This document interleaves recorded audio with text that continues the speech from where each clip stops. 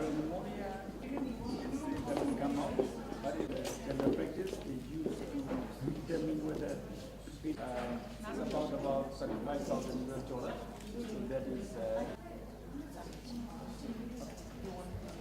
Jagal, Dr. Myanmar, to our Ministry of Health colleagues, pulse oximetry, pneumonia kits, as well as rapid diagnostic test kits.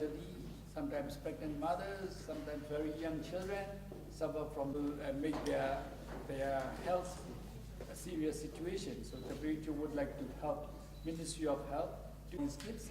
The Ministry of Health can prepare winter emergency kits, which is also энэ тусламж одоо тоног төхөөрөмж байгаа. Яг нь одоо юу өвлийн улирал гэдэг маань бас хүнийг сэтгэл ийм тохиолдолд одоо их хүнд хүчээр өвлийг даван туулж байгаа малч.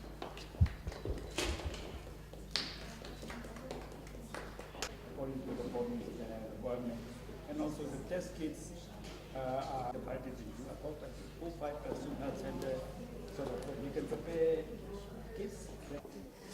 Дэлхийн эрүүл мэндийн өдрөөр өнөөдөр бас дэлхийн эрүүл мэндийн байгууллагаас манай эрүүл мэндийн салбарт $35,000 үн бүхий одоо амьсгалын замын хямралын үед хэрэгэлдэг хүчил төрөгч өтгөрүүлэгч за мөн ерөнхий одоо эмнүүдийг өөрийнх нь тундан тохируулж хийдэг энэ памп ийм тоног төхөөрөмжүүдийг нийлүүлж байгаа нь бол нэг сайшаалтай байна. Яагаад гэвэл энэ хөдөө орон нутг маань энд бол маш их хэрэгцээ байгаа, шаардлага байгаа.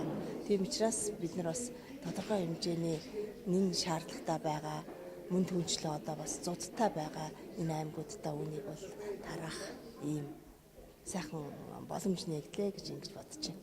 Ер нь бол мэдээж хүн амын анхан шатны тусламж үйлчилгээнд үзүүлэхэд хэрэгтэй юмнууд байгаад байгаа. Зөвхөн одоо зудны үед биш энэ цаашдаа ч эрүүл мэндийн байгууллага энийг хэрэглээд байх ийм л боломжтой тоног төхөөрөмжүүд ирсэн бас хөрвөх чадвартай маш ач холбогдолтой гэж үздэг.